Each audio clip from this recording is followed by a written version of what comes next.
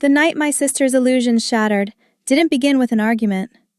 It began with the soft glow of a kitchen light and a lie she couldn't keep alive anymore. I remember standing alone in my small apartment, the kind of place where every sound feels louder because there's no one else to absorb it. My dinner was simple, pasta cooling on a chipped plate, steam fading into the quiet.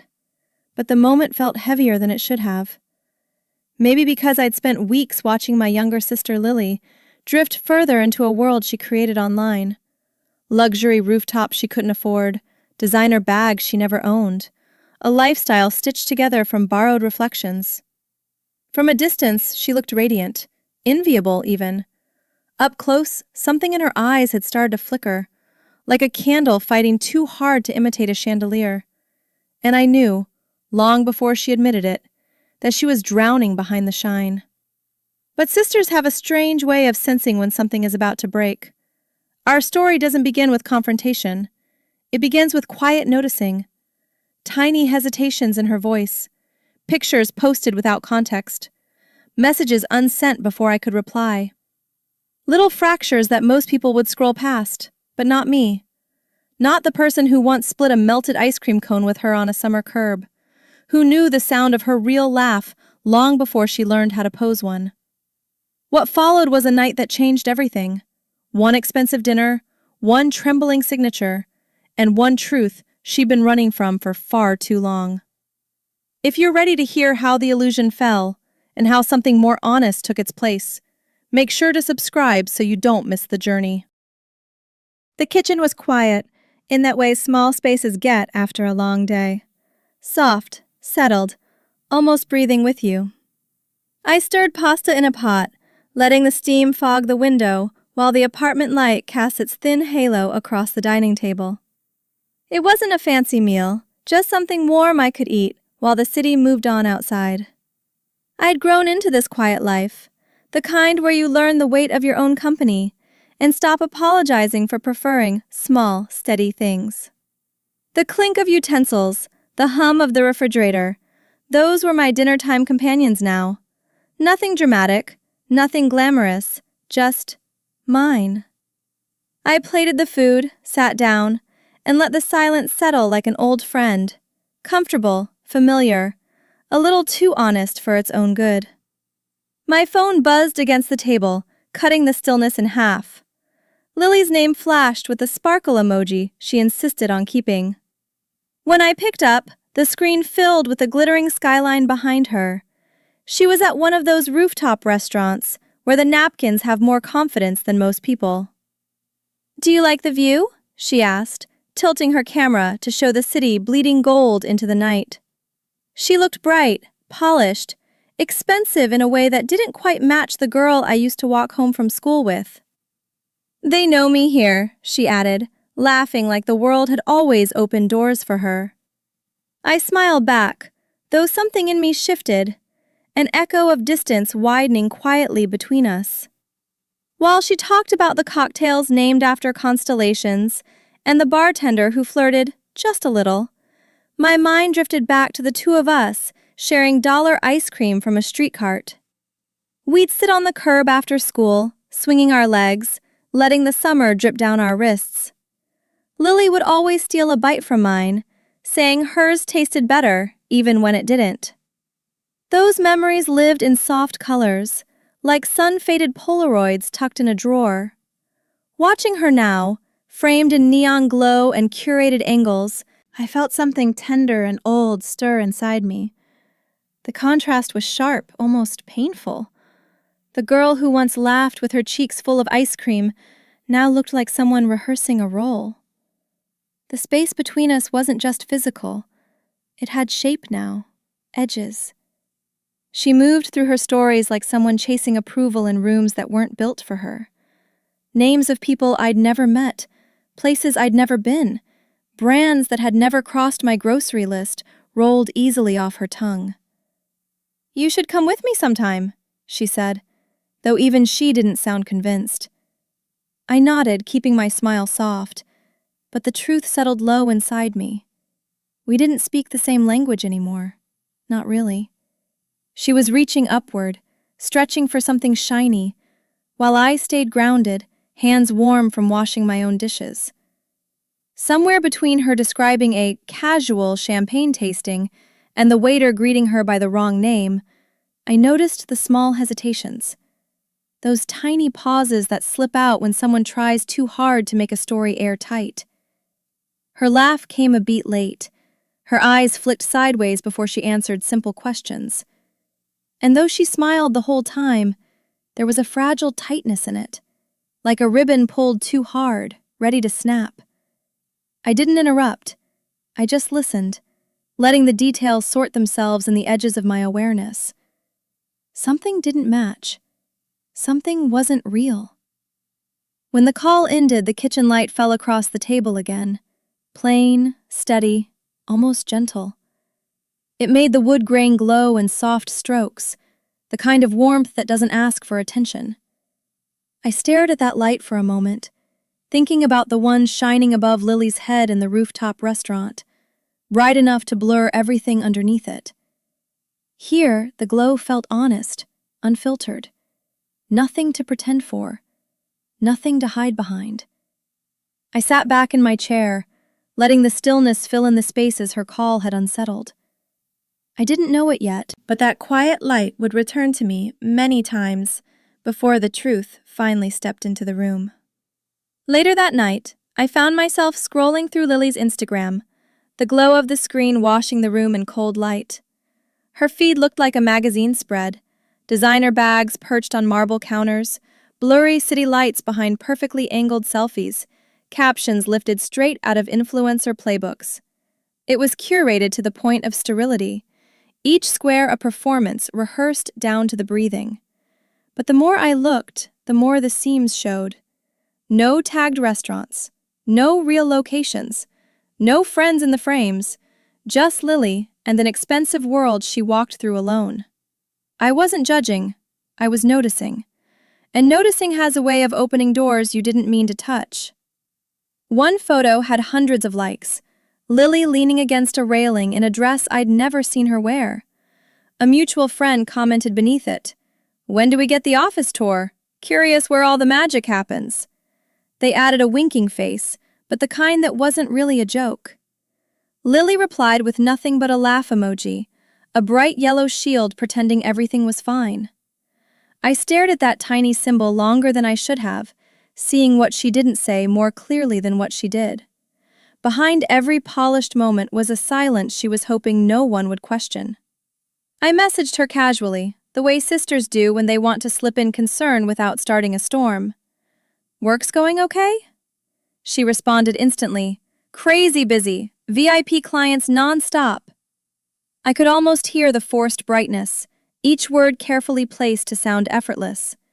The answer felt like a room with all the furniture pushed against one wall, too neat, too curated, too staged. I typed a reply, then deleted it. Pressing further wouldn't get the truth. It would just make her tighten the mask. So I let it go, pretending I didn't feel the distance widening even more. A day later, I noticed something odd. A photo of Lily holding a designer bag, but the background was unmistakably the interior of a luxury store's fitting area. Same mirror, same bench, same wallpaper pattern I remembered from a holiday window shopping trip. Yet her caption said she picked it up for a client. The phrase didn't sit right. It felt borrowed, rehearsed, like she was stitching pieces of someone else's life into her own. When I compared it to another influencer's picture posted earlier that week, the overlap was clearer than I wanted to admit. Every sentence she sent me over the next few days had a quiet layer of defense beneath it. Little reassurances that didn't need to be there unless she feared something might crack. "I'm good, really. Work is intense, but fine. Don't worry about me." But worry had already taken a seat inside me, folding its hands politely as it waited. The more she insisted everything was perfect, the more visible the strain became. I found myself reading between her lines the way you read a dim room, by noticing what isn't illuminated. That unease followed me into the evenings, settling behind me like a shadow I couldn't shake. I'd wash dishes or fold laundry and catch myself replaying her tone, How she rushed through details, how she changed subjects, how she tried too hard to sound unbothered. It wasn't judgment that tightened in my chest. It was something softer, heavier. A kind of preemptive grief for the truth I felt circling us, waiting for its chance to surface.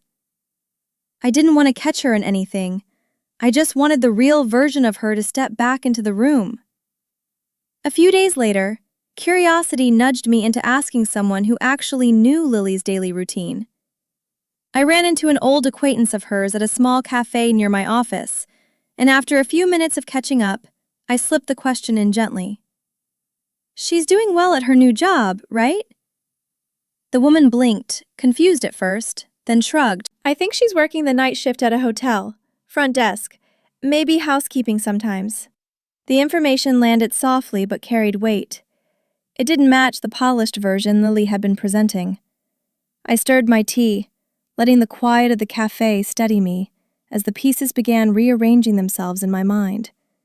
Not in anger, just in reluctant clarity. I went home that evening and sat on the edge of my bed, scrolling through her posts again. Designer heels, rooftop lounges, wine glasses tilted just so. It all glittered more harshly now.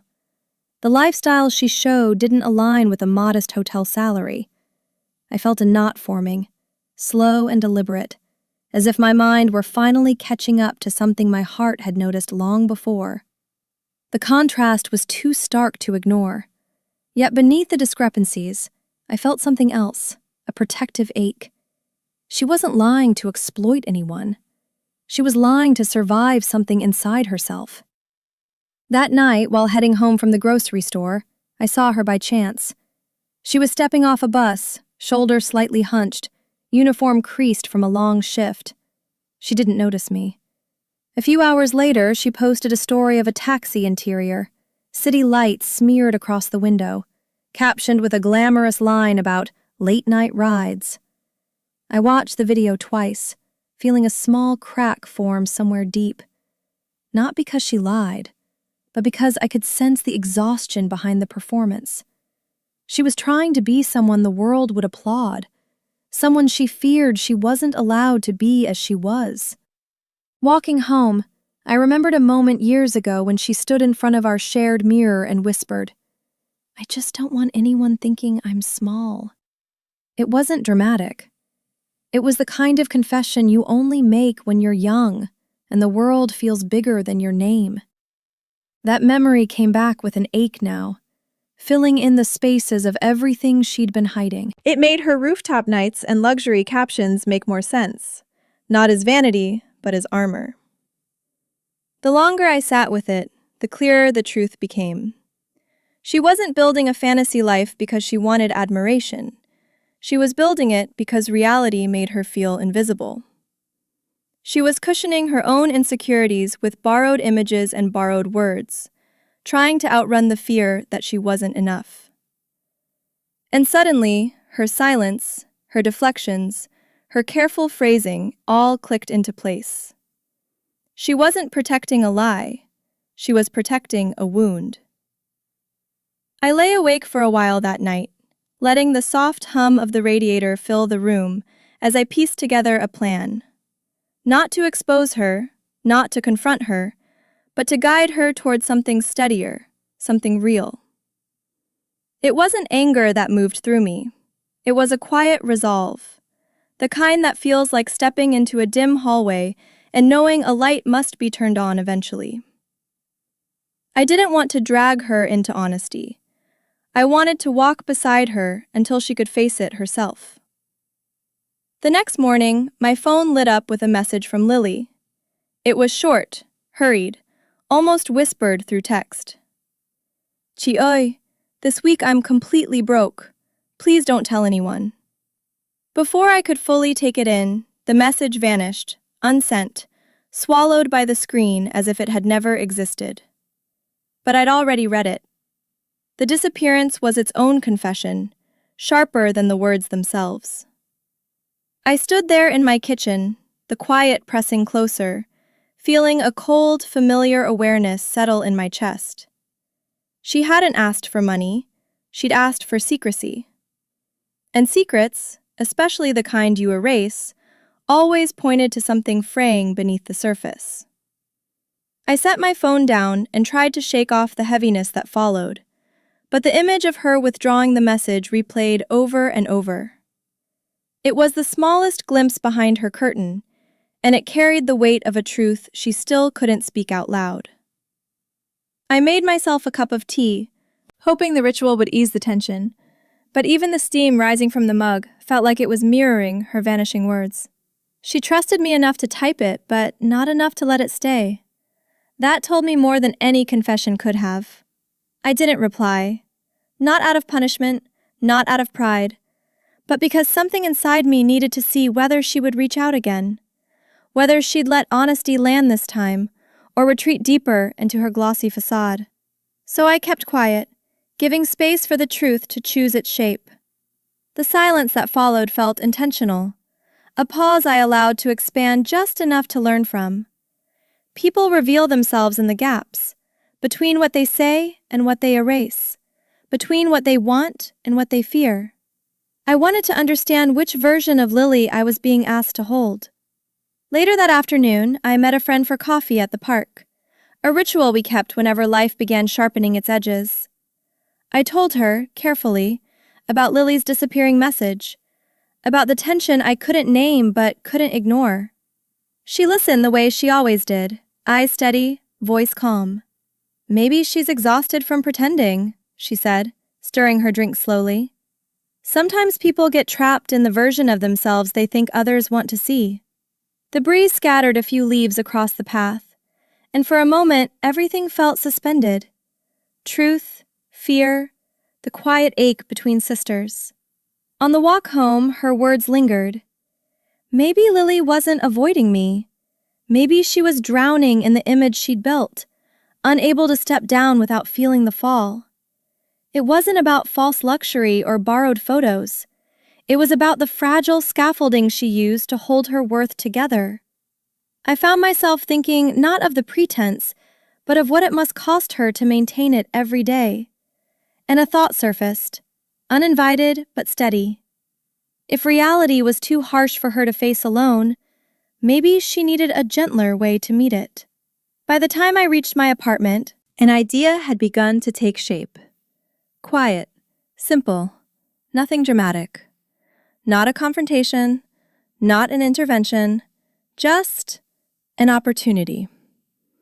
A moment where truth could breathe beside her without being forced into the light. Something small enough not to scare her, but firm enough to open a door. A dinner, maybe. A setting she couldn't curate or escape from with a caption. A space where she and I could sit across from each other, and the real distance between us might finally show itself. A few days later, Lily posted a photo of herself leaning against a display table, a luxury bag resting lightly beside her elbow. At first glance, it looked effortless. Polished marble, perfect lighting, the kind of picture that made strangers believe in effortless affluence. But something caught my eye. The background wasn't a home or an office. It was a fitting room corner, the store's signature mirror unmistakable. The bag she posed with still had the stiff, untouched shape of merchandise that hadn't yet found an owner. It wasn't wrong. It wasn't harmful. It was just staged. Crafted to look like a life she didn't have yet. A life she seemed desperate to prove she belonged in. That same afternoon, a coworker mentioned seeing Lily at the hotel downtown, clearing glasses from a conference room. "She works hard," he said casually, unaware of the image she'd curated online. Hearing it from someone else, someone who didn't know the world she tried to project, made something inside me tighten. Not because her job was anything to be ashamed of, but because she seemed ashamed of it. The distance between who she was and who she pretended to be felt suddenly sharp, like a seam pulled too tight. Later, while running errands, I spotted her in the freezer aisle of the supermarket. She picked up a pint of the expensive ice cream, the brand influencers swear by, turning it in her hands like she wanted to want it. Then she placed it back gently and reached for the store brand version instead. When she walked toward the register, she counted small bills carefully, smoothing each one before handing it over. It was ordinary, heartbreakingly ordinary. I stepped back behind a display so she wouldn't feel my eyes on her. She deserved dignity, even in her quietest moments. I watched her tuck the grocery bag into her arm and head toward the exit, the fluorescent lights making her look younger somehow. Her steps were steady, but there was a tiredness in them I hadn't noticed before. Something more fragile than defeat, more honest than pride. That brief glimpse felt more like my real sister than any rooftop video or curated smile. The truth of her life wasn't embarrassing. It was human. It was something she didn't need to hide from me. Walking home, a heaviness followed me. Not anger, not disappointment, but a kind of aching compassion. It struck me that she was fighting two battles at once, the exhaustion of her real life and the pressure of the imaginary one she kept trying to uphold. It hurt to see her bear both alone. The more I noticed the cracks, the more I realized they weren't signs of deception. They were signs of someone quietly breaking under the weight of pretending. I didn't want to expose her. I wanted to soften the fall when she finally let go. That night, sitting in my dim living room, I accepted something quietly. If I wanted to help Lily step into a more honest life, I couldn't wait for her to come to me. I needed to create a moment gentle enough for truth, but solid enough to hold revelation. A shared dinner, a real one.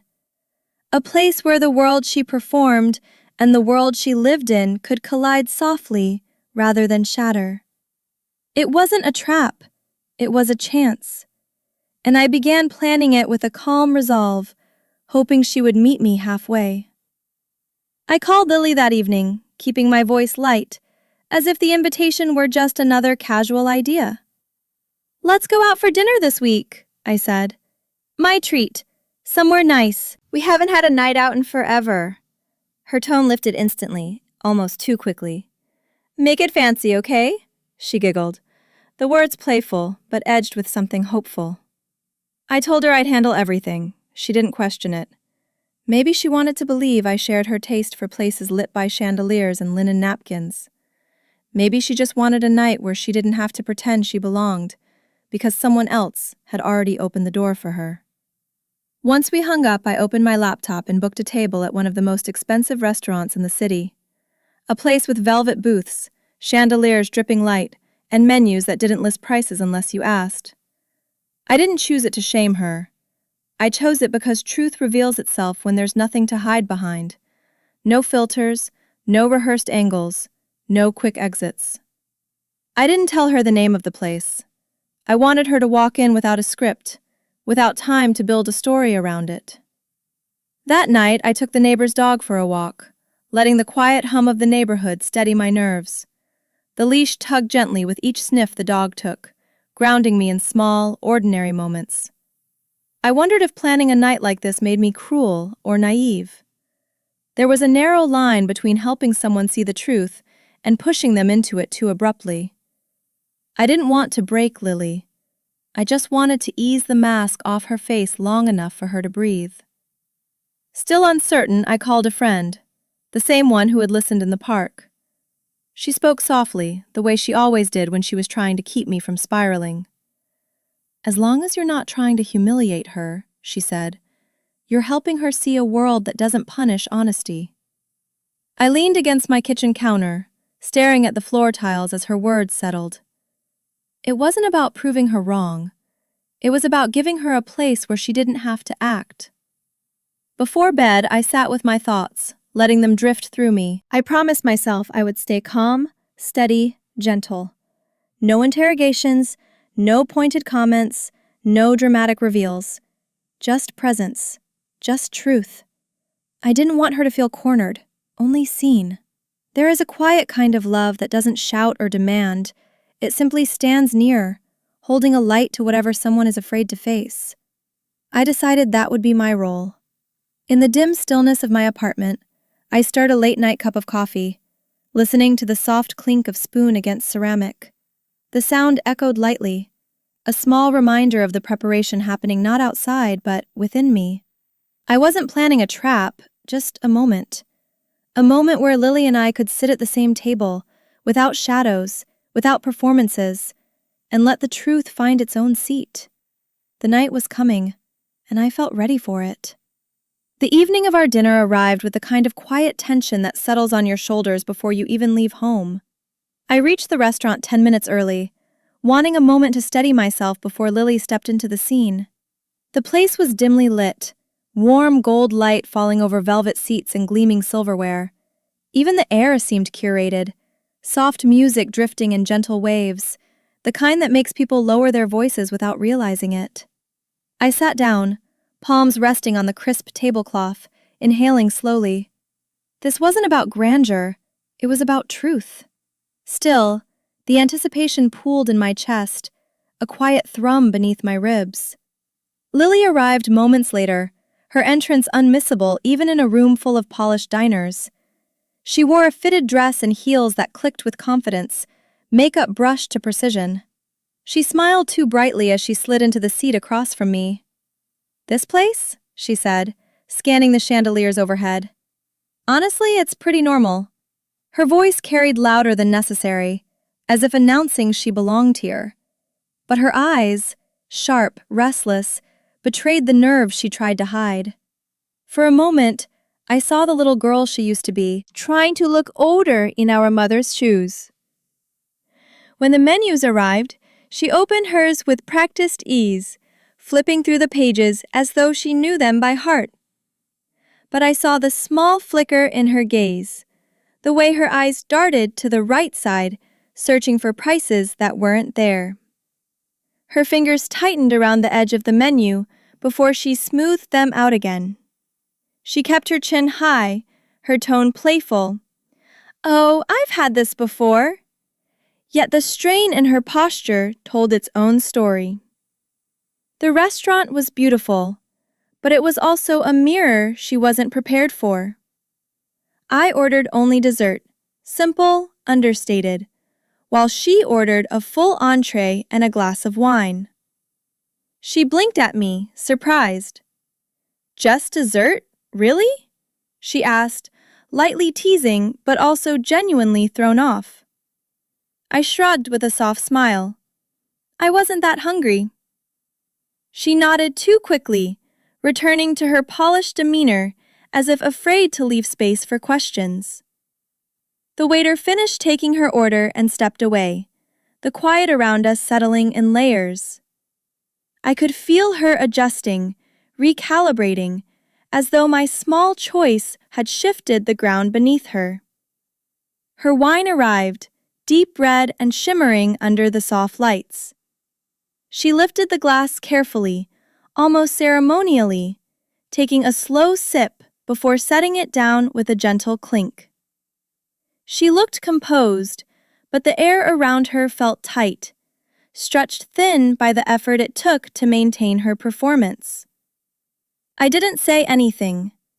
I simply watched her settle into the chair, watched her navigate the discomfort beneath her elegance. It wasn't judgment. I was studying the gap between truth and fear, hoping one would eventually soften. The room hummed around us, soft clatter, hushed conversation, the faint swirl of perfume. But at our table, everything carried a quiet charge. Lily kept adjusting the strap of her purse, smoothing her napkin, crossing and uncrossing her legs. I held my calm, letting the silence breathe. She wasn't used to stillness. She filled it too quickly, too loudly. And here, in a place where nothing could be filtered or edited, her unease began to surface in small, telling waves. We weren't at the heart of anything yet, but we were very, very close. When the overhead lights shifted, brightening just slightly as the evening crowd thickened, the table seemed to sharpen and focus. Lily reached for her purse to check something, and that's when I noticed it. The faint tremor in her hand. It was barely there, almost invisible unless you were looking closely. But I'd been looking closely for weeks now. She tried to hide it by adjusting a strand of hair, but the movement carried a fragility she couldn't disguise. Her confidence wasn't cracking loudly. It was soft, subtle, peeling at the edges.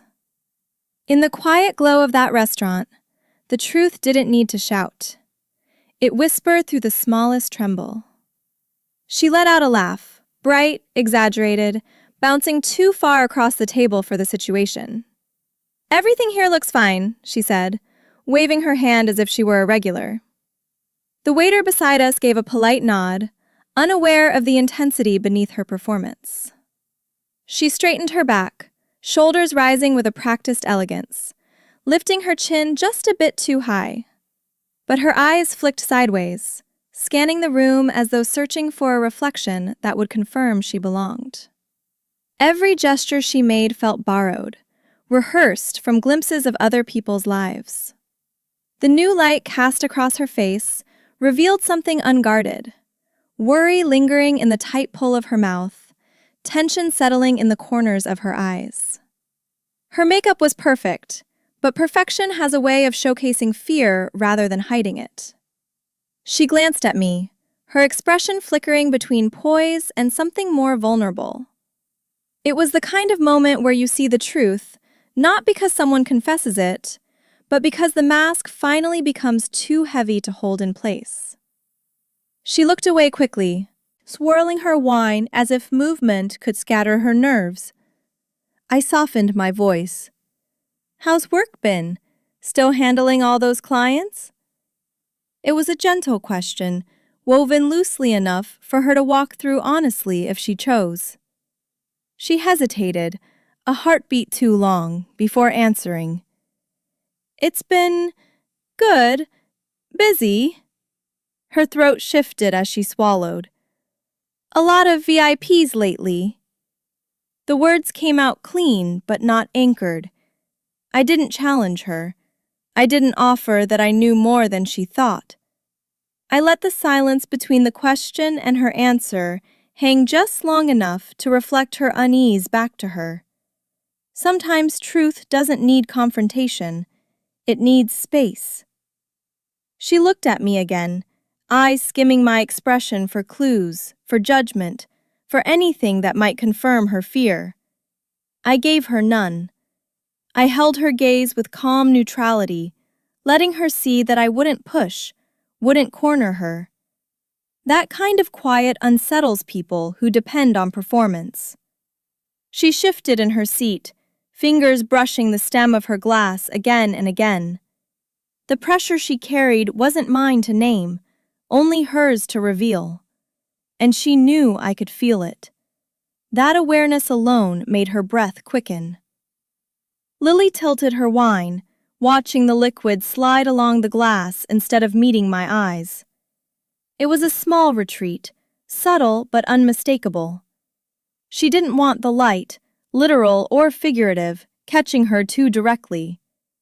She angled her face away, as if avoiding a camera rather than a sister.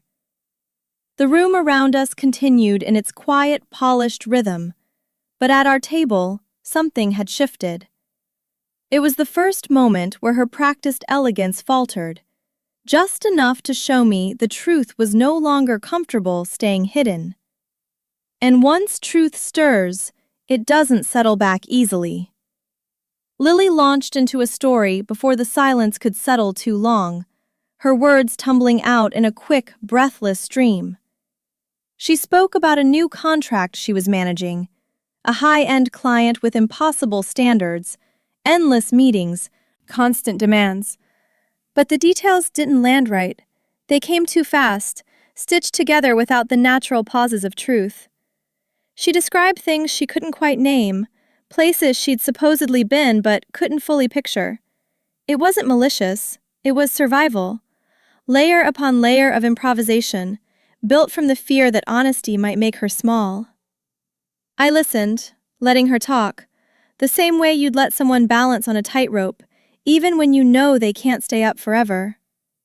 When she paused to sip her wine, I asked softly, "What's the company called?" The question was simple, almost harmless on the surface, but it opened a thin seam in her story. Her eyes darted away, searching her memory, or rather, the edges of the lie she'd woven too quickly. "It's, a subsidiary. Complicated name," she murmured, brushing her hair behind her ear. She took another sip, this one deeper, as if the wine could blur the shape of my question. She tried to smile, but even that felt fragile, stretched like a ribbon pulled too tight. Silence drifted between us, not heavy but clarifying. The waiter approached with a pitcher of water, pouring slowly, and the soft sound emphasized just how still everything around us had become. Lily stared at her plate as the waiter walked away, her shoulders stiffening under the weight of her own momentum.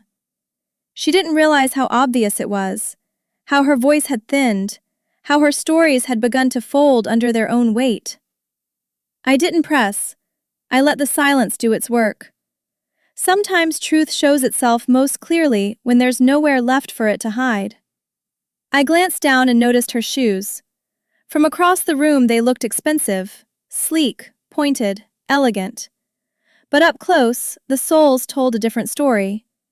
The edges were worn, scuffed from long walks and long shifts, the kind that didn't fit the lifestyle she was trying to sell. She crossed her legs quickly when she sat down, as if hoping the dim light would hide the wear, but truth has a way of leaking through small cracks. I didn't let my gaze linger, but the image etched itself gently into my mind, grounding me in who she really was beneath all the gloss. Trying to regain control, she waved the waiter over and ordered another dish, something lavish, something she wouldn't have chosen if she were alone. The gesture was clear, claiming space, asserting confidence, building a version of herself sturdy enough to withstand scrutiny. I didn't react. I didn't caution her or question the choice. I simply nodded, letting her hold the illusion a moment longer. Sometimes people cling hardest to the performance when they feel it slipping. Letting her grasp at it wasn't cruelty. It was understanding. But as the waiter walked away, I felt the night shift. The distance between her words and reality had stretched to its breaking point.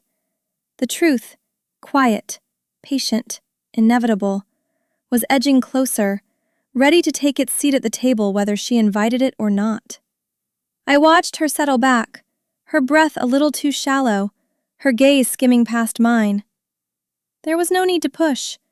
The moment was coming on its own, slow and steady, just like every unraveling does. We were standing on the threshold of something she wasn't prepared to face, yet couldn't outrun anymore. The room felt warmer as the evening deepened, the light above our table shifting from soft gold to something sharper. It washed over the rim of Lily's wineglass, turning the red inside it almost too vivid, like truth catching fire. Her face, half lit, half shadowed, showed every detail. The slight tightness in her jaw, the thin line her lips pressed into when she thought no one was looking. The atmosphere wasn't unkind, but it was revealing in a way neither of us could influence. The table between us seemed to glow with a quiet insistence, as though asking her to choose between who she was and who she pretended to be. Lily lowered her voice suddenly, as if the brightness above us had become too much.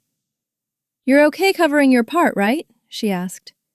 She tried to sound casual, dismissive even, but the words didn't land lightly. She spoke with an edge of caution, almost testing the boundaries of how far the night could stretch without snapping.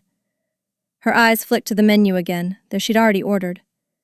She wasn't asking about fairness. She was asking out of fear. The kind that creeps in only when you're unsure whether you can keep up with the world you've built around yourself. I kept my tone even. "I only ordered dessert," I said gently. Nothing accusatory, nothing sharp. Just the truth, laid out simply. Her face shifted, first confusion, then surprise, and then something like calculation slipping through before she masked it again.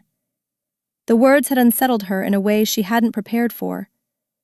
There was no indulgence in my voice, no judgment, but the simplicity of it left her nowhere to place blame, nowhere to hide. She looked down at her napkin, smoothing it with quick, restless fingers. A faint color rose in her cheeks, the kind that appears not from embarrassment, but from the sudden realization that the world isn't bending the way you expected it to. She adjusted her posture, shoulders lifting before sinking again under the weight of unspoken tension. For the first time that evening, Lily wasn't performing. She was reacting. And reactions are honest. She didn't look at me right away. Instead, she stared at the untouched bread on the table, as if it might offer her a softer version of the truth she'd been avoiding. Neither of us spoke for a moment. The quiet wasn't heavy, it was clarifying. The restaurant hummed around us, but at our table, the silence drew a clean line between what she could pretend and what she couldn't. She sat perfectly still, her breath shallow, her mind clearly racing ahead to the bill, the numbers, the pressure. I didn't rush to fill the space. Some truths need room to stretch before they can be understood. And she was beginning to understand, even if she wasn't ready to say it out loud. The pause extended just long enough for her to look up again, her eyes bright but shaken. She didn't say anything, but she didn't need to. The evening, the choices, the quiet discrepancies, everything was converging in a way that left no space for illusion. She swallowed, barely audible, and the moment settled between us like a steady breath. Something in her had shifted, even if only slightly. We were closer to the edge of the truth now, close enough to feel it waiting. The waiter approached with a practiced smile, setting the bill on the table between us with a soft, nearly ceremonial gesture. The small leather folder looked harmless, but it carried a weight Lily felt instantly. Her expression tightened before she even opened it. I watched her inhale, shallow, unsteady, as though preparing for impact. When she finally flipped it open, her eyes paused on the total, widening just slightly before she blinked it away. Her face remained composed, but her fingers gripped the folder with more force than necessary. She wasn't surprised by the price. She was terrified of what it meant for her performance. "Okay, so," she murmured, clearing her throat. The confidence she wore earlier had slipped, leaving something raw and unguarded. What do we do?" she asked.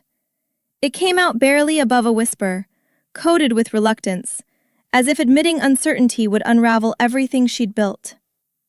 I looked at her gently. She wasn't asking about money. She was asking for permission to not be the person she was pretending to be. Her vulnerability folded into the space between us, soft and trembling. I spoke with no hesitation, no judgment. "Whoever ordered the dish pays for the dish," I said quietly.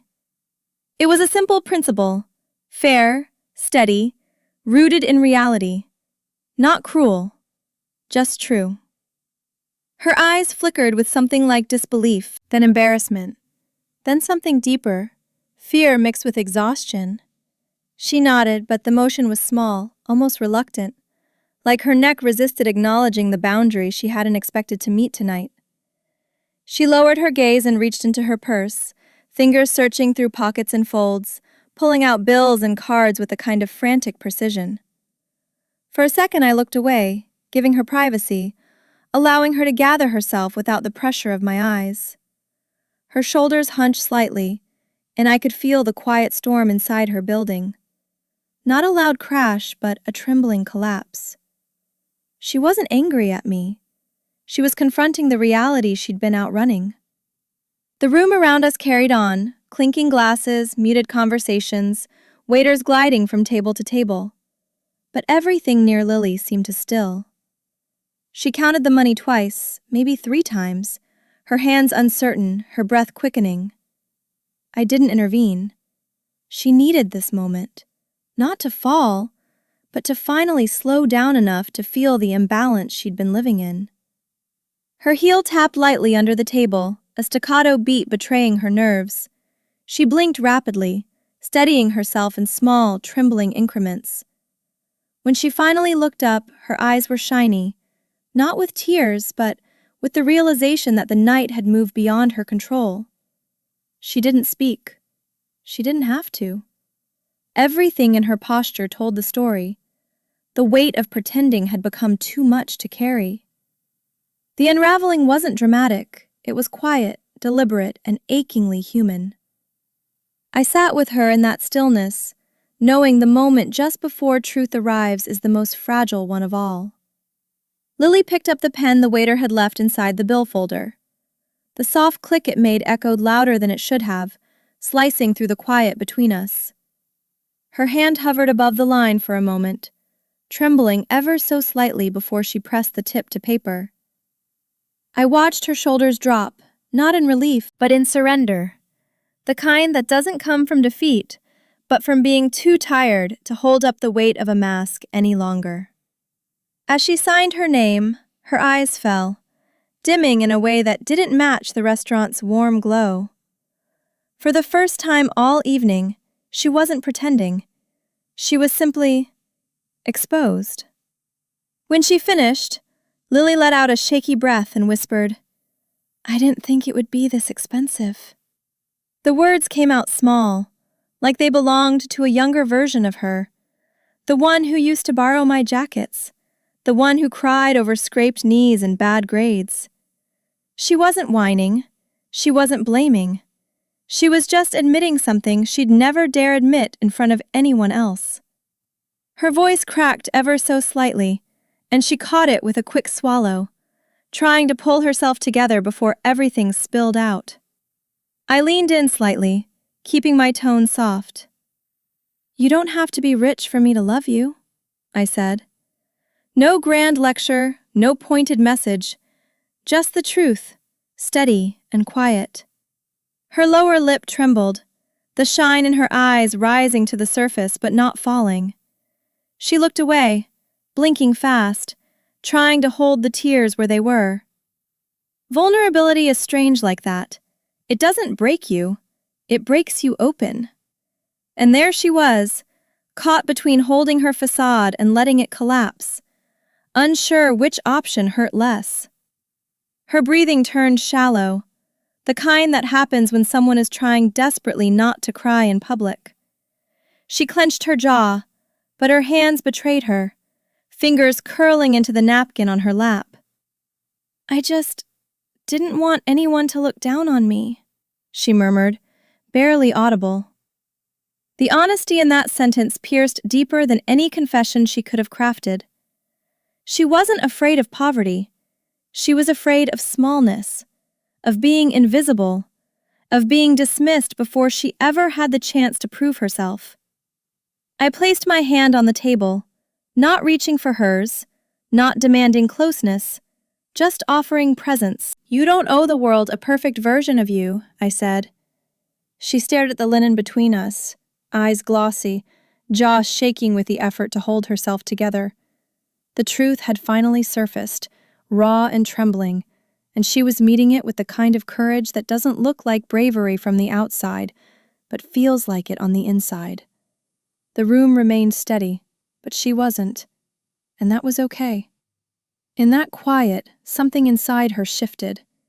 The performance she'd been clinging to cracked, not violently, not loudly, but in the way a thin layer of ice gives way beneath the warmth of a hand.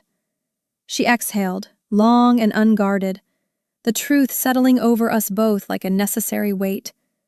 Whatever came next, the rebuilding, the reckoning, it would start from here, from this moment where illusion finally grew too heavy to hold. I didn't rush her. I didn't rescue her. I simply stayed, knowing this was the beginning of her real turning point. The ride home was quieter than I expected. Lily sat beside me in the back seat of the cab, her body angled slightly toward the window as city lights streaked across the glass. Every now and then her shoulders shook, so subtly that someone who didn't know her might have missed it.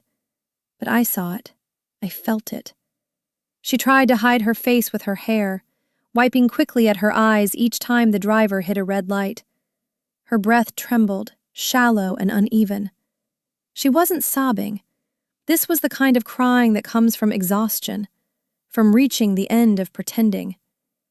I kept my gaze forward, giving her space to unravel without feeling watched. Sometimes presence is softer when it's not direct. She finally whispered, barely audible, "I just didn't want to be seen as nothing." Her voice cracked around the word nothing, as if it cut her on the way out. I turned my head slightly, not enough to overwhelm her, but enough to let her know I heard. "You're not nothing," I said quietly. "You never were." She sniffed, pressing the heel of her hand to her eyes. "People look down on you so fast if you don't look like something." Her honesty was raw, stripped of all the gloss she used to hide behind. It wasn't self-pity. It was a truth she'd been carrying alone for far too long. I told her about my own early years, how I once lived off instant noodles for weeks, how I borrowed clothes for job interviews, how I pretended confidence I didn't feel. "No one starts at the top," I said, "and the people who pretend they did are the ones most afraid of falling." She listened without interrupting, her breathing slowly evening out. For the first time all night, there was no defensiveness in her posture, no polished smile, no tight-chinned performance, just my sister, tired, hurting, real. She tucked her knees closer, nodding gently as if my words had loosened something she'd kept locked away. We stopped at a convenience store near my building. I paid the cab and nudged her lightly. "Come on," I said. "Let's get something sweet." She wiped her cheeks with her sleeve, embarrassed but too drained to resist. Inside, the fluorescent lights hummed softly as she wandered to the freezer section. She reached for the cheapest ice cream, the same brand we used to share in those sticky summer afternoons years ago. When we stepped outside, we sat on a short brick wall, splitting the pint with 2 flimsy plastic spoons. There were no rooftop views, no glittering cityscape, just us, eating ice cream under a street lamp buzzing slightly out of rhythm. Lily's breath finally steadied. "Do you think I can fix this?" she asked gently, staring at the melting ice cream. Not her finances, not her online image, herself. I nodded. "One step at a time. You don't have to restart your life tomorrow."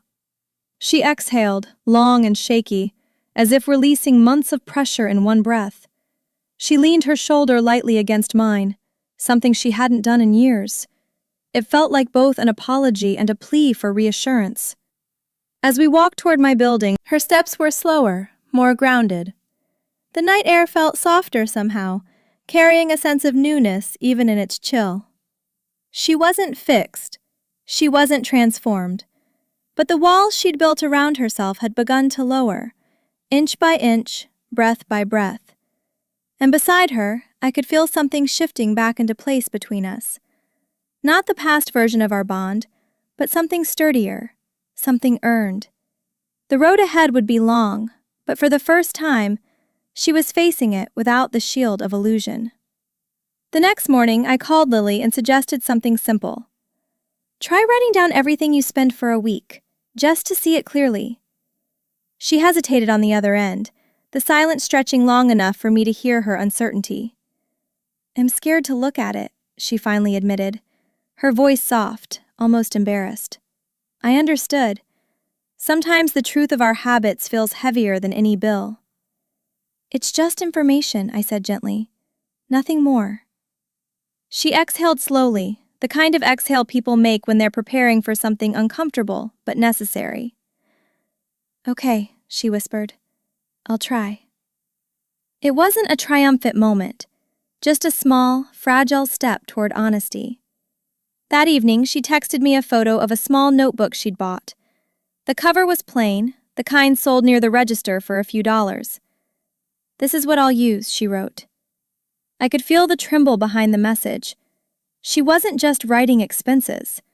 She was confronting the gap between the life she lived and the life she tried to display.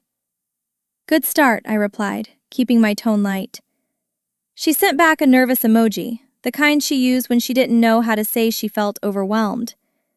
Even agreeing to try had cost her more courage than she'd expected. Later, I took a walk around my neighborhood, letting the cool night air clear my thoughts. Street lights flickered against the sidewalk, and the distant sounds of traffic washed in and out like tides. I found myself thinking about how delicate change can be, how it doesn't happen in grand epiphanies, but in quiet, trembling choices. I didn't want to push her too hard. I wanted her to feel guided, not corrected. The smell of damp grass drifted in from a nearby yard, grounding me in the simplicity of the moment.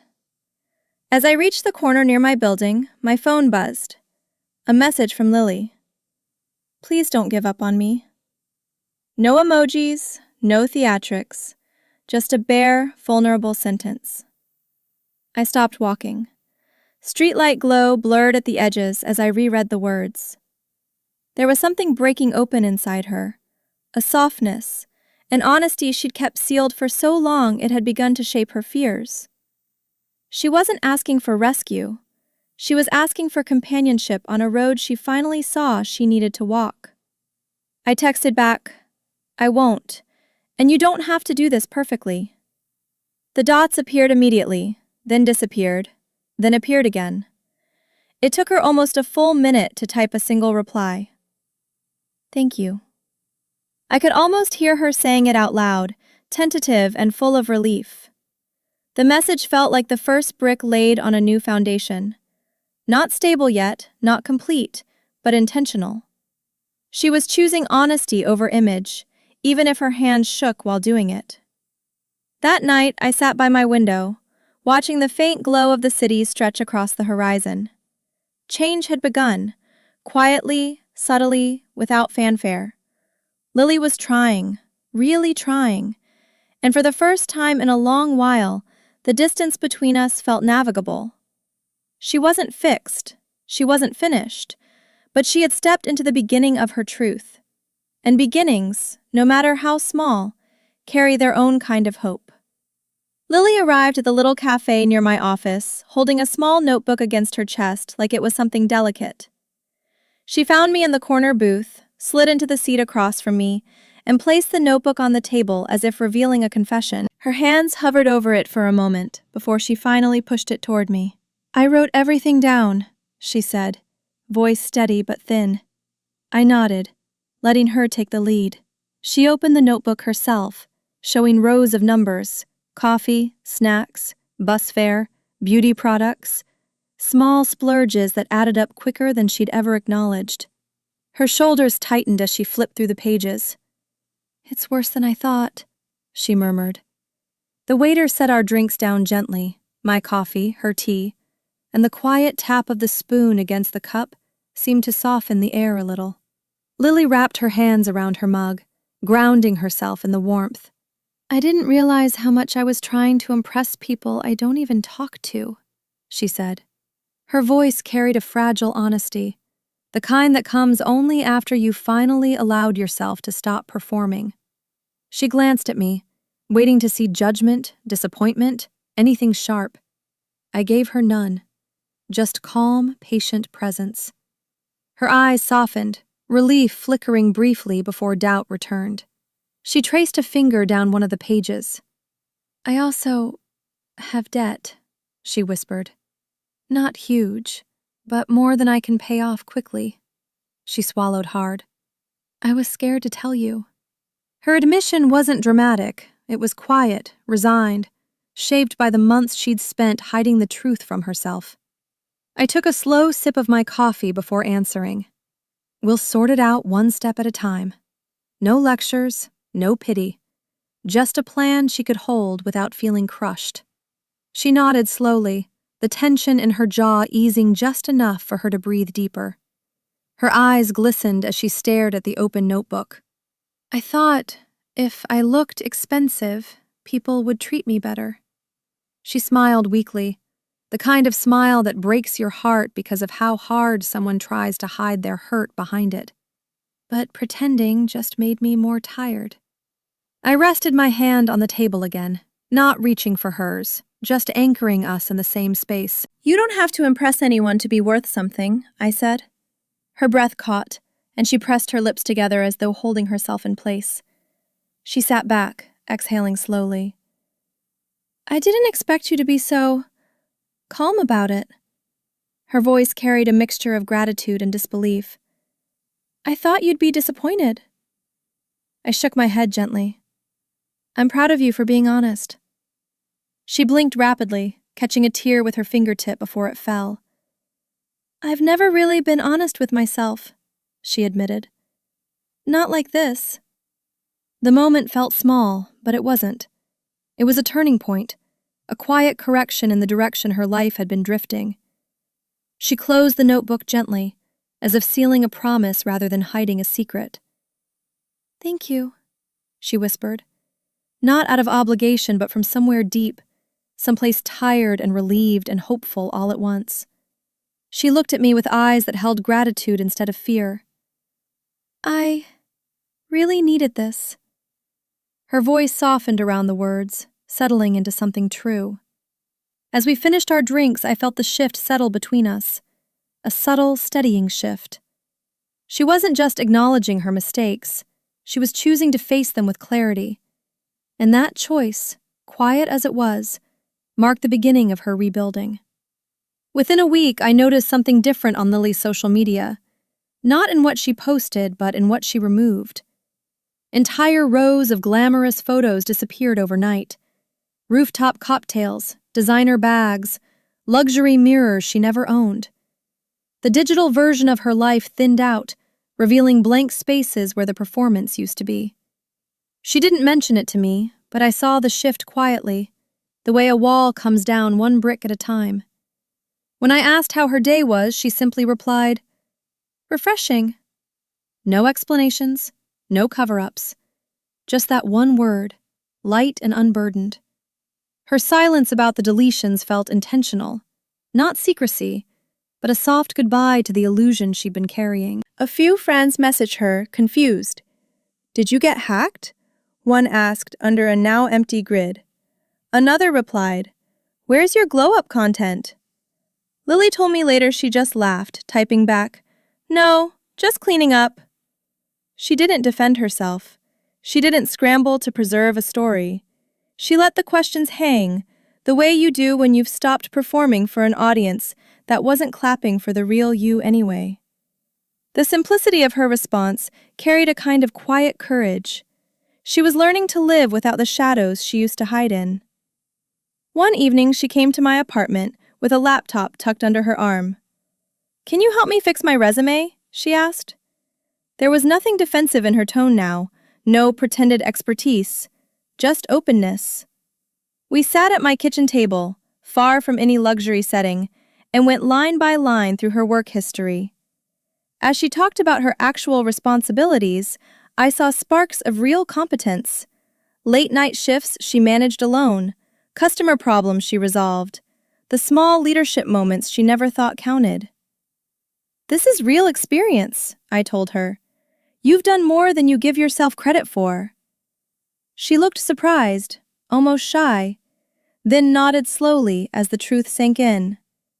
When she looked up from the screen, her eyes were brighter in a different way, not polished, not calculated, but awake. She wiped her palms on her jeans, laughing softly. I thought my life was too boring to be worth anything. I shook my head. It's not boring, it's honest. She let the words settle, her chest rising in a deeper breath than I'd seen from her in months. The shift was subtle, but unmistakable. She was beginning to recognize her value without dressing it up. It gave her a steadiness I hadn't realized she'd been missing. A few days later, we grabbed fast food together. Just burgers, cheap fries, and fountain drinks that tasted vaguely of melted ice. Lily insisted on paying for her order, not to prove anything, not to posture, just because it was her meal, her choice. Her movements were relaxed, unperformed. She didn't check angles or lighting, didn't snap a picture of the tray for an online audience. She simply sat across from me and ate, telling me about a new task she'd taken on at the hotel, and how proud she felt doing it well. It was a simple scene, but more grounded than any luxury restaurant could offer. As we walked out into the cool evening air, she held the door with an ease I hadn't seen from her before. Not self-conscious, not theatrical, just present. The world around her hadn't changed, but she had shifted her stance toward it. Her steps were measured, lighter, like someone settling into her own skin after a long time pretending it belonged to someone else. She didn't need applause. She didn't need illusion. She was learning to move through her life with truth instead of performance. And watching her, I realized we were finally standing on the same ground again. Over the next few weeks, Lily picked up an extra shift at the hotel. She didn't brag about it or disguise it beneath fancy wording. She just mentioned it in passing, almost casually, while tying her hair back before heading out the door. One night, I caught sight of her returning home late, her uniform damp at the hems from a sudden rain. Her shoes, already worn from long commutes, were soaked through, making a soft squish against the hallway floor. She let out a breath as she unlocked her door, leaning briefly against the frame as if the world had been heavy that day. But there was something new in her expression too. A quiet resilience, a steadiness that didn't rely on any spotlight. She told me over lunch that a difficult guest had yelled at her during her shift. "I wanted to quit on the spot," she admitted, stirring her drink slowly. But then I thought, I can handle this. She laughed a little, shaking her head. It wasn't bravado, it wasn't performance. It was pride, the genuine kind that grows only when you've done something hard and stayed. Her eyes carried exhaustion, but also a small, bright ember of self-respect. "I didn't run," she said quietly. "For once, I didn't run." And in her tone, I heard the difference between pretending to be strong and actually becoming strong. I reminded her gently, "No one starts on top." She nodded, her gaze drifting toward the window beside us, where sunlight spilled across the table in thin gold strips. "I know," she said. "I think I finally get that." There was no bitterness in her voice, no self-deprecation, just understanding, earned, honest, and sturdy. She wasn't ashamed of her work anymore. If anything, she was learning to stand taller because of it. Watching her absorb that truth felt like witnessing a slow sunrise inside her. When payday came, she showed me her pay stub, not because she wanted validation, but because she wanted to share the moment. She had saved a small portion of her earnings, just enough to be proud of. "It's tiny," she said, almost apologizing. I shook my head. "It's yours," I told her, "and that's what matters." She tucked the stub back into her wallet with surprising care, as if it were the first page of a new chapter. Her eyes glimmered, not with tears, but with a feeling she wasn't used to yet. Possibility. One night we walked through the park near my building, the air cool and crisp, the city lights flickering through branches overhead. Lily talked about the future, not in grand promises or dramatic dreams, but in simple, grounded hopes. Maybe finding a daytime shift, maybe learning something new, maybe just becoming someone she didn't have to pretend to be. I listened as she described small goals with a kind of sincerity that made them feel enormous. She wasn't reaching for a glamorous life anymore. She was reaching for a real one. As we sat on a bench overlooking the quiet playground, she nudged my shoulder gently. "I'm trying," she said. "Really trying." And I believed her, not because she said it, but because her entire posture spoke it. Her steady breath, her softened eyes, the grounded tone of someone learning to trust herself. There was no illusion left, no performance. Just a young woman rebuilding her life from the inside out, one honest step at a time. And for the first time in a long while, she wasn't walking that road alone. A few days later, Lily told me she'd met up with her closest friend, the one who had known her long before the polished photos and filtered nights. They sat together on a park bench after Lily's shift, and for the first time she told the truth. Not the edited version, not the softened version, the truth. "I used to fake a lot of things online," she admitted, hands twisting nervously in her lap. Her friend didn't react with shock. Instead, she pulled Lily into a hug and said, "I knew. I was just waiting for you to say it." Lily laughed through a tight throat, tears blurring her view of the trees above them. It wasn't judgment she'd feared. It was the softness of being seen fully. And that softness found her anyway. Lily called me afterward while standing at the bus stop, her voice carrying that shaky mix of relief and vulnerability. "It feels lighter," she said. Like I can breathe again." I could hear the distant sound of traffic rushing past, the hum of city life folding around her as she spoke. "I thought she'd think less of me," she continued. "But she didn't. Not even a little." Her breath caught in a small laugh.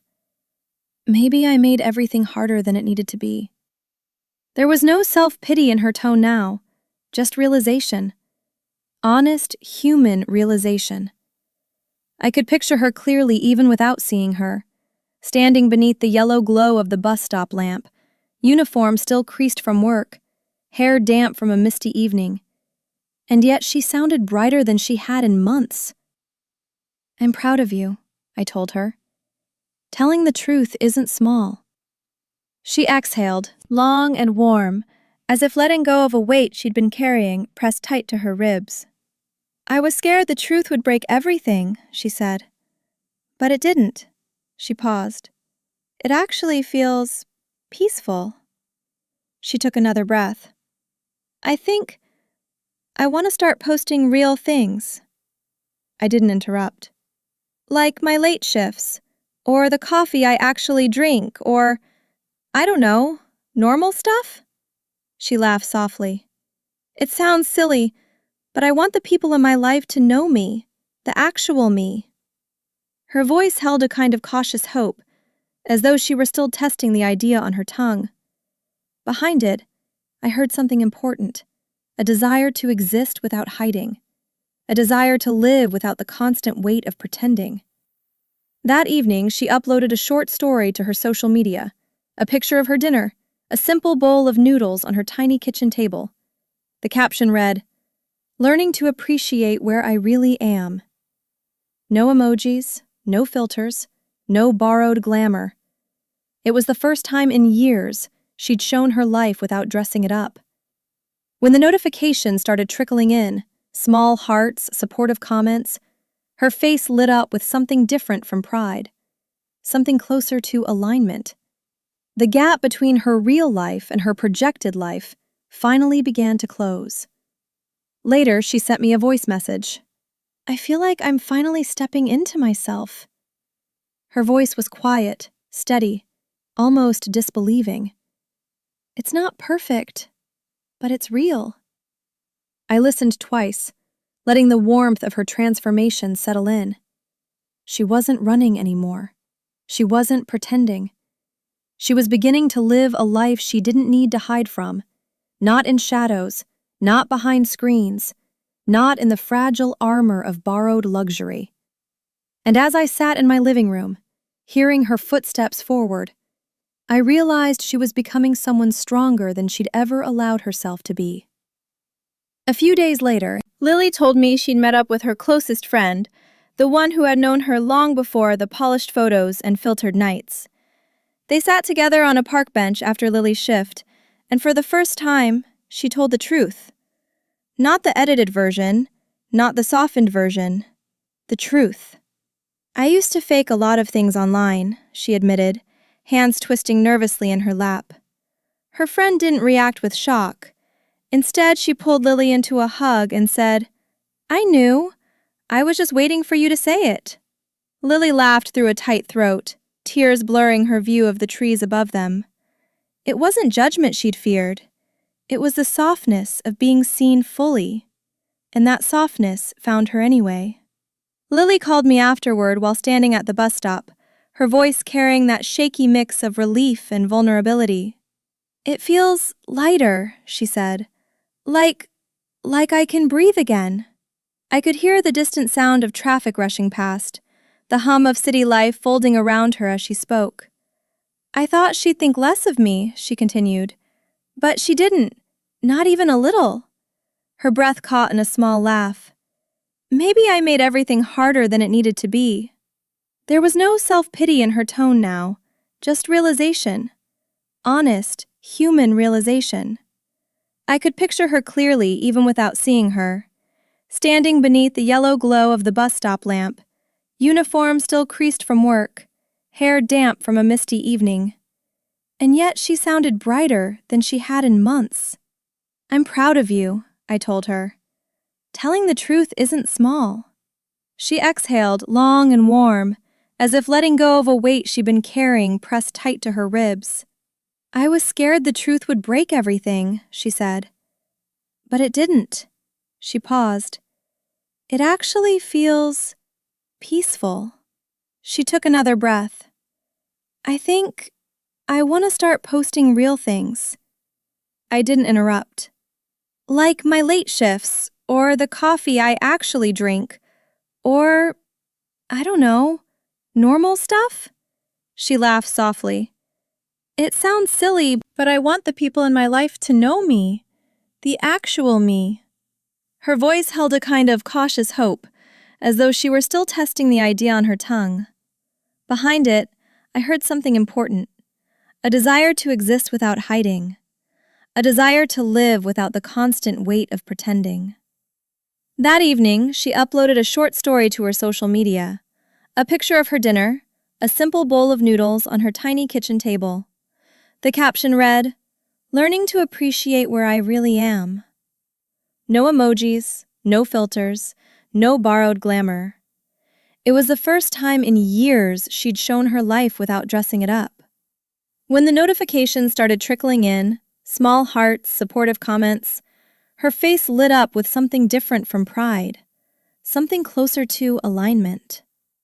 The gap between her real life and her projected life finally began to close. Later, she sent me a voice message. I feel like I'm finally stepping into myself. Her voice was quiet, steady, almost disbelieving. It's not perfect, but it's real. I listened twice, letting the warmth of her transformation settle in. She wasn't running anymore. She wasn't pretending. She was beginning to live a life she didn't need to hide from. Not in shadows, not behind screens, not in the fragile armor of borrowed luxury. And as I sat in my living room, hearing her footsteps forward, I realized she was becoming someone stronger than she'd ever allowed herself to be. One morning, I opened my phone to see a new post from Lily. Nothing glamorous, nothing staged. It was a simple photo of her breakfast, a slice of toast, a soft-boiled egg, and a cheap cup of instant coffee sitting on the edge of her small kitchen table. The light was uneven, the composition imperfect, but it radiated something I hadn't seen from her in years. Quiet sincerity. Her caption read, "Starting over, one honest morning at a time." It stopped me. Not because it was grand, but because it wasn't trying to be. It was the kind of image most people scroll past, but for Lily, it was a declaration. I liked the post immediately. A second later, she messaged me. "Did you see it? Is it okay?" There was a trembling hope in her words, the kind that comes when someone is waiting to be reassured that the real version of them is enough. I replied, "It's perfect." She didn't answer right away. Then a new bubble appeared. "Do you think I seem stable now?"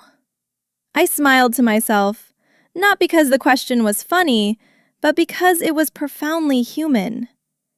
"You seem real," I typed back, "and real is always better than perfect." A few seconds passed, then she sent a tiny heart. Later that afternoon, she called to tell me she was thinking of enrolling in a short office administration course. "Just a certificate," she clarified quickly, as if afraid I'd think she was dreaming too big. I told her it wasn't small. "It's direction," I said. "That's more powerful than any aesthetic." She went quiet, letting the words settle. "I want work that feels steady," she whispered.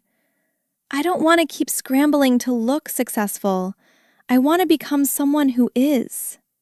For the first time in a long while, her voice carried a grounded determination, fragile but real. She spent the next hour researching costs and class schedules, reading them aloud to me through the phone.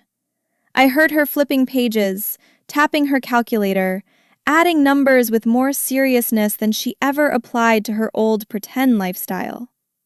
If I save from each shift, she mused, half to herself, I can afford the first month. I didn't interrupt. I just listened, letting her map her own future. When she finally said, I think I can do this, her voice shook, not from fear, but from pride. Pride that didn't need applause, only acknowledgement. That evening, she texted me a photo of her notebook again, this time with neat columns of savings plans, course options, and a simple header at the top.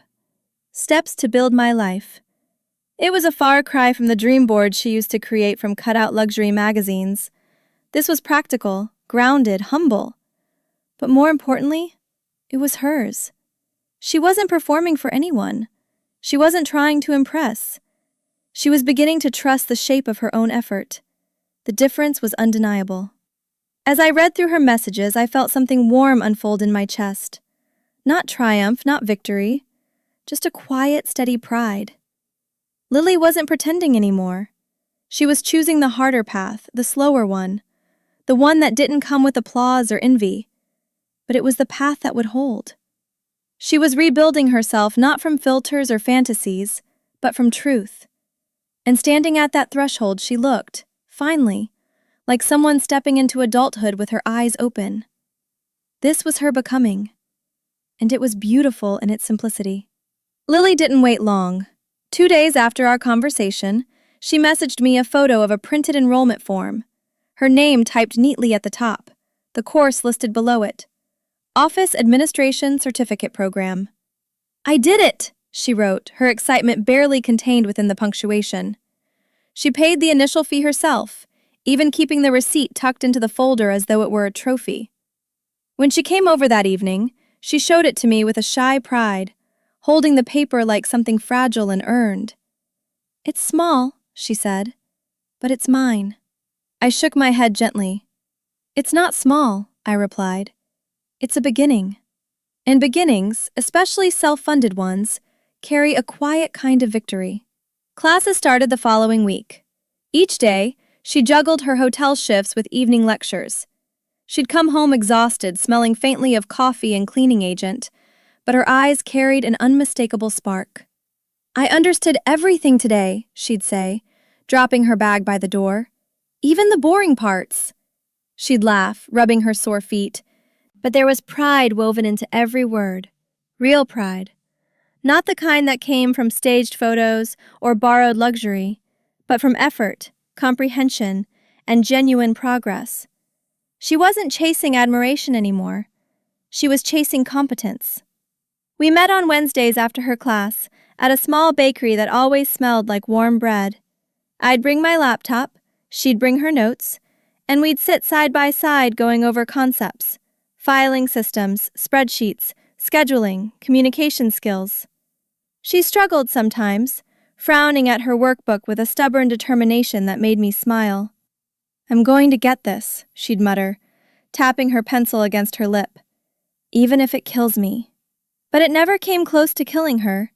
In fact, it seemed to wake up a part of her she'd buried beneath years of pretending.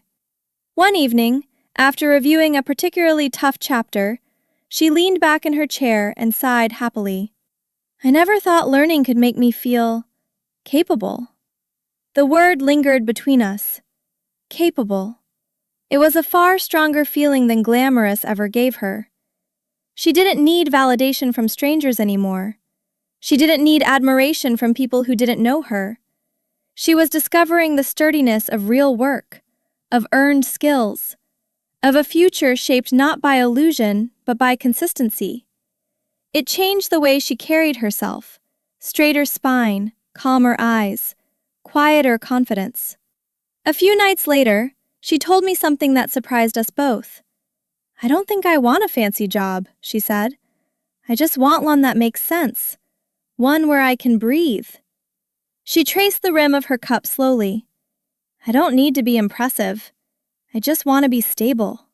She said the word with a reverence I'd never heard from her before. Stability wasn't boring to her now. It was liberation. Her dreams were shrinking into something truer, something she could actually build. And in that shrinking, her life expanded. As we walked home under the streetlights, she talked about the simple plans she was starting to form. A savings goal, a possible part-time internship, maybe moving to a slightly better apartment once she completed her certificate. None of it was dramatic, none of it glittered, but everything about it felt right. Lily wasn't chasing a fantasy anymore. She was constructing a future. One choice, one shift, one class at a time. And beside her, in the cool night air, I realized her transformation wasn't sudden or loud. It was deliberate, earnest, rooted, and unmistakably real. Lily showed up at my apartment after her shift one evening, hair pulled back loosely, cheeks still flushed from the walk over. She carried a small paper bag from the discount bakery down the street. "I brought dessert," she announced with an almost bashful smile. Inside were 2 inexpensive pastries. Nothing fancy, nothing curated, just soft, sweet bread dusted with a little sugar. "Your favorite," she added. I didn't remind her that it had been years since she paid attention to my favorite anything. Instead, I made tea while she kicked off her shoes and settled into the familiar corner of my small kitchen. She looked tired but not drained, worn but not worn out. There was something steady about her now, something that matched the quiet rhythm of my home. We sat at the table, breaking the pastries apart with our hands, the crumbs scattering onto the wood grain. "How was class?" I asked. Her face brightened in a way I hadn't seen in a long time. "Good. Actually good." She told me about a mock assignment she'd completed, organizing a week of schedules for a fictional team. "My instructor said I have a good sense of structure," she said, almost shyly. "Can you believe that?" I could, because structure is something she'd always had, just buried under years of trying to be what she wasn't. As she spoke, she didn't gesture dramatically or perform for approval. She simply shared, grounded and sincere. The conversation drifted to the little details of her life. The coworker who always brought leftover muffins, the classmate who lent her a highlighter, the way her legs hurt less now that she took breaks instead of pushing through every shift. None of it was glamorous. None of it would have made a good social media highlight. But it was real. And listening to her, I realized how much I had missed this version of her. The one who found meaning in small routines, small victories, small joys. She didn't need to tell me she felt lighter. It was in the way she talked, the way she breathed. Halfway through her pastry, she leaned her elbow on the table and rested her head against her hand.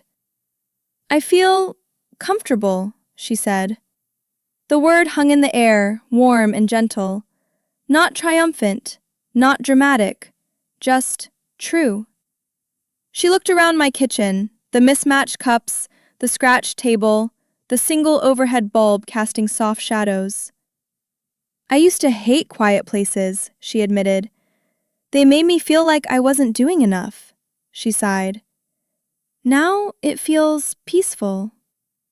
I smiled, not wanting to interrupt whatever realization was forming inside her.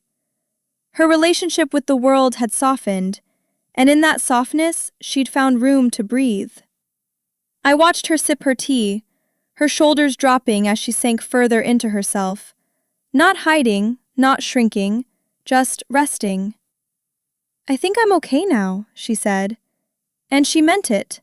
Not as a performance, not as something said to convince me, but as a conclusion she'd reached after walking the long road back to her own center. I saw the truth of it in her eyes, clear, steady, unguarded. She wasn't pretending to be strong. She was becoming strong. She wasn't pretending to have direction. She was finding direction. And she wasn't pretending to belong. She simply did. We finished eating in comfortable silence, the kind that wraps itself around people who have learned to trust each other again. There was no crisis left to navigate, no hidden pain to uncover, just two sisters sitting beneath a simple kitchen light, sharing pastries and the gentleness of an evening without pretense. As Lily gathered the crumbs with her fingertips, a small smile softened her entire face. She looked at me, quiet and certain. Though she didn't say the words aloud, I heard them anyway. I found my footing. And in that moment, I knew we were nearing the end of her long unraveling, and the beginning of something steadier. Lily lingered at my kitchen table long after the pastries were gone, tracing small circles on the wood with her fingertip. The room was quiet, except for the soft hum of the refrigerator and the gentle settling of the building around us. She looked up suddenly, her expression open in a way I hadn't seen since we were kids. "Thank you for not leaving me behind," she said, voice barely above a whisper. There was no dramatic swell, no trembling lip, just sincerity, steady and unadorned. The honesty of it warmed the space between us. She wasn't asking for reassurance. She was acknowledging something she finally understood. That love doesn't disappear when illusions do. I set my cup down and met her gaze. "I just wanted you to see yourself clearly," I said. Simple words. True words. She nodded slowly, absorbing them with a quiet seriousness, as if she were filing them into some newly organized place inside her. For years, she'd clung to versions of herself she thought the world preferred, glittered, sharpened, unreachable. Now she was sitting in a small kitchen at a wobbly table, finding peace in being exactly who she was. She didn't reach for my hand, and I didn't reach for hers. The understanding between us didn't need touch. It rested in the air like something already settled. The silence that followed wasn't heavy. It was warm, almost tender. We stayed like that for a few breaths, just two sisters sharing space without needing to fill it. She looked around the room again, at the simple light overhead, the mismatched mugs drying by the sink, the cozy clutter of an ordinary life lived without performance. "It feels real here," she murmured. There was no longing in her voice, no envy, just recognition. A quiet acceptance that she didn't need extravagance to feel grounded. She needed truth, and she had finally stopped running from it. When she stood to leave, she paused by the table, her gaze lifting to the soft glow above it. The light caught her face in a way that made her look both young and steady, like someone stepping into herself after years of misdirection. "I used to think brightness meant attention," she said softly. "Now it just feels warm." She wasn't talking about the bulb or the fixture. She was talking about life. The kind built without pretending, without grasping for approval. She let the moment settle, breathing in a way that suggested she finally trusted the ground beneath her feet. We walked to the door together. She pulled on her coat, smoothing the sleeves with calm, unhurried hands. For once, she didn't ask if she looked okay. She didn't check her reflection in the darkened window. She simply existed, present, unperformed. "I'm glad I'm not living someone else's life anymore," she said as she slipped her bag over her shoulder. Her voice carried neither shame nor regret, just truth. "It's quieter, but it feels right." And it did. On her face, in her posture, in the soft determination shaping her steps. She opened the door, then turned back to me with a small, steady smile. "I'll see you tomorrow," she said. And in those few words, everything came full circle. Not dramatic, not triumphant, but complete. After she left, I stood for a moment in the gentle glow of the room, feeling the calm she'd left behind. Illusion had finally loosened its grip. What remained was simple. Two sisters, grounded in honesty, standing in the soft light of a life no longer shaped by pretense. When truth finally speaks, the false layers fall away on their own. In the end, nothing dramatic marked Lily's transformation. No sudden revelation, no applause, no breathtaking reinvention. It was quieter than that.